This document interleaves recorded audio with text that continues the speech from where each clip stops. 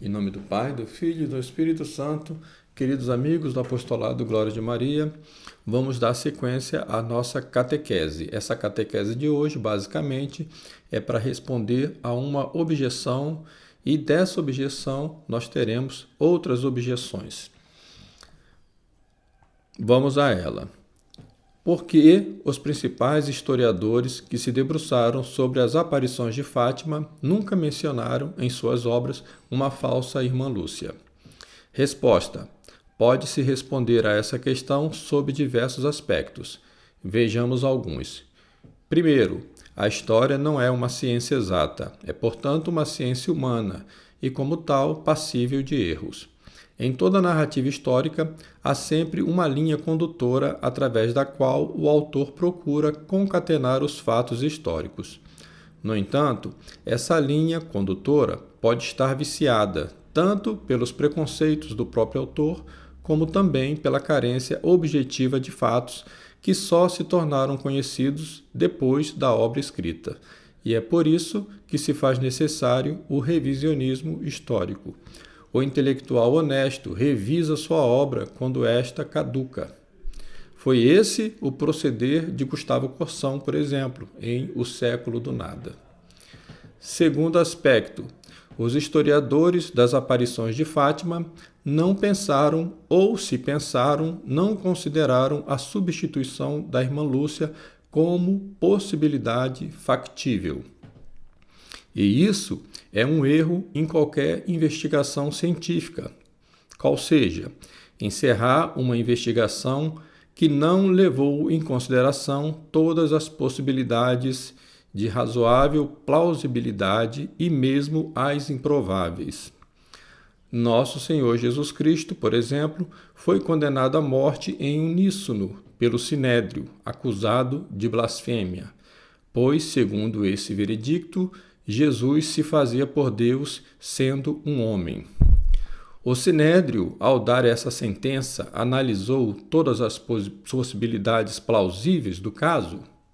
Não, pois deveria ter considerado a possibilidade de Jesus ser de fato o Messias, pois não era impossível que ele o fosse, já que a Escritura Sagrada, os profetas e os milagres realizados por Jesus davam testemunho suficiente de que ele dizia a verdade. Em outras palavras, de várias possibilidades pensadas pelo Sinédrio, a única rejeitada era a verdade. Terceiro aspecto, a história é uma ciência e, como tal, deve obrigatoriamente se apoiar em outras ciências. A geografia, a paleontologia, a arqueologia, a antropologia, a filosofia, a psicologia, a teologia sagrada, a criminologia, etc. A pergunta a se fazer é a seguinte: a substituição da irmã Lúcia por uma impostora ocorreu ou não? Uma vez considerada que sim, isso seria perfeitamente possível, o próximo passo do historiador seria buscar a ajuda de especialistas das diversas áreas da criminologia, pois um crime deve ser investigado pela ciência forense e não apenas pela análise documental ou em testemunhos. E isso, de fato, se iniciou recentemente por iniciativa do Dr. Peter Chojnowski. Quarto, uma investigação histórica, por vezes, depende de novas tecnologias ou novos aparelhos, que podem comprovar, através da observação empírica, aquilo que antes era impossível ser feito. Isso não ocorre só em história, mas em toda e qualquer ciência. Outra pergunta: pode nos dar alguns exemplos de como outras ciências contribuíram para o estabelecimento de uma verdade histórica considerada impensável antes? Resposta: sim. Vejamos o caso de Guernica. Se um historiador se deixa levar pela propaganda ou por uma certa tendência ideológica, e vêm a afirmar que Guernica foi arrasada por bombardeios durante a Guerra Civil Espanhola. E, em contrapartida, um perito em demolição realizada com explosivos apresenta um relatório técnico demonstrando que não houve bombardeio e que, de fato, Guernica foi destruída por uma série de explosões planejadas previamente. Então, nesse caso, o relatório técnico possui maior valor comprobatório do que a narrativa de 1000 historiadores que nada entendem, nem de bombardeios e nem de explosivos. Outro exemplo, o famoso diário de Anne Frank, tido pelos historiadores como autêntico, sem nenhuma base científica a não ser o estado emocional provocado pela leitura do diário. No entanto, já em 1959, especialistas do American Council Letter atestaram que o diário não poderia ser obra de uma adolescente. Com essa informação, grafologistas apontaram uma série de inconsistências de estilo e grafia, e ainda várias passagens do diário escritas com caneta esferográfica, que só foi inventada vários anos depois da morte de Anne Frank. Nesse caso, o relatório técnico da análise dos peritos grafologistas possui maior valor comprobatório do que a narrativa desses historiadores. Outro exemplo ainda. Muitos historiadores, sobretudo a partir do século XIX e início do século XX, passaram a afirmar categoricamente que os evangelhos foram escritos não por testemunhas oculares dos fatos, mas por comunidades posteriores do século II ou do século III. No entanto, os pergaminhos do Mar Morto, encontrados nas cavernas de Qumran no fim da década de 40 e durante a década de 50, comprovaram que, já no ano 70, quando os romanos cercaram e destruíram Jerusalém, os evangelhos estavam escritos. Nesse caso, a pesquisa arqueológica possui maior valor comprobatório do que a narrativa desses historiadores. Outra pergunta. Podemos dizer que a história das aparições de Fátima está comprometida? Resposta: a partir de 1960, podemos afirmá-lo com certeza, pois, com a substituição da vidente de Fátima por uma impostora, a conclusão é inevitável.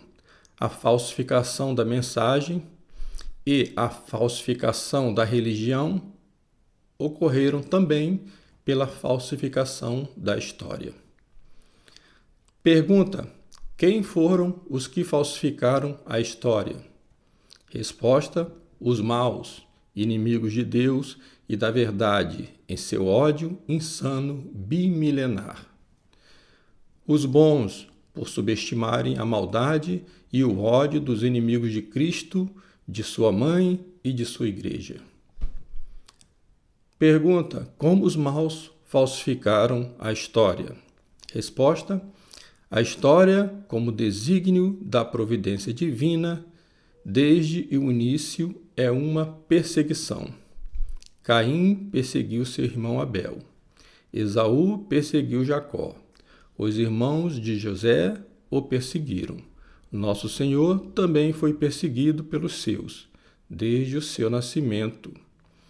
Da mesma forma, a Igreja de Cristo e os filhos de Deus sempre serão perseguidos neste mundo até a consumação dos tempos. A falsificação da história se deu, sobretudo, no século XX, quando os perseguidores se fizeram por perseguidos, tornando os perseguidos em perseguidores. Essa subversão da história converteu os filhos de Deus, tomados por uma culpa que não possuíam, em seus próprios perseguidores, ao associarem-se através de um pacto solene aos verdadeiros perseguidores, agora travestido de eternas vítimas da história. Pergunta: qual foi esse pacto solene? Resposta: o Concílio Vaticano II. Neste concílio, disseminou-se uma doença pestilenta que em psicologia é conhecida como a Síndrome de Estocolmo. Pergunta: o que é a Síndrome de Estocolmo? Resposta: o nome faz referência a um caso real de assalto a banco que ocorreu em 23 de agosto de 1973 na Suécia e caracteriza-se por um estado psicológico de intimidação e pressão, em que a vítima se vê como culpada ao desenvolver um laço forte de simpatia ou amor pelo seu agressor. Os hierarcas da Igreja desenvolveram esse laço de amor e amizade para com seus perseguidores, fazendo da Igreja Católica, historicamente, a principal responsável pelos males do mundo. Daí resulta todos as constantes e os constantes pedidos de desculpas feitos pelos papas durante e após o Concílio Vaticano II, como se a Igreja se envergonhasse de seu passado. Pergunta: a Síndrome de Estocolmo influiu sobre os historiadores das aparições de Fátima? Resposta: a Síndrome de Estocolmo atingiu a todos os historiadores católicos e também a toda a civilização cristã, sobretudo os europeus. Essa também é uma das razões da cegueira dos bons e da sua incapacidade de reação, pois quem sente culpa se penitencia, e essa penitência é a renúncia às suas próprias tradições. Pergunta: qual foi a principal causa dessa síndrome de Estocolmo que atingiu toda a Igreja? Resposta: sobretudo a Segunda Guerra Mundial. Nossa Senhora veio à cova da Iria também para fornecer os meios para evitar essa grande tragédia, não só física, mas, sobretudo, espiritual. Pois, como disse o arcebispo Dom Marcel Lefebvre, a Segunda Guerra Mundial provocou uma guerra espiritual muito pior, o Concílio Vaticano II, que ele chamou de a Terceira Guerra Mundial. Pois, se a Segunda Guerra Mundial ceifou cerca de 60 milhões de vidas, a Terceira Guerra Mundial ceifou 1.000 milhões de almas.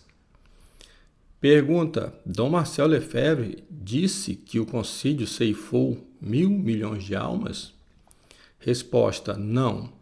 O padre Malak Martin, secretário do cardeal Agostini Beia, conta que ouviu estas palavras do próprio cardeal quando este saiu da reunião que o Papa João XXIII convocara para decidir sobre o que fazer com o terceiro segredo de Fátima.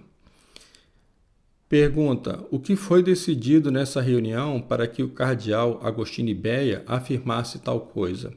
Resposta: o terceiro segredo não seria revelado e o concílio, já anunciado antes, seria realizado. Em nome do Pai, do Filho e do Espírito Santo.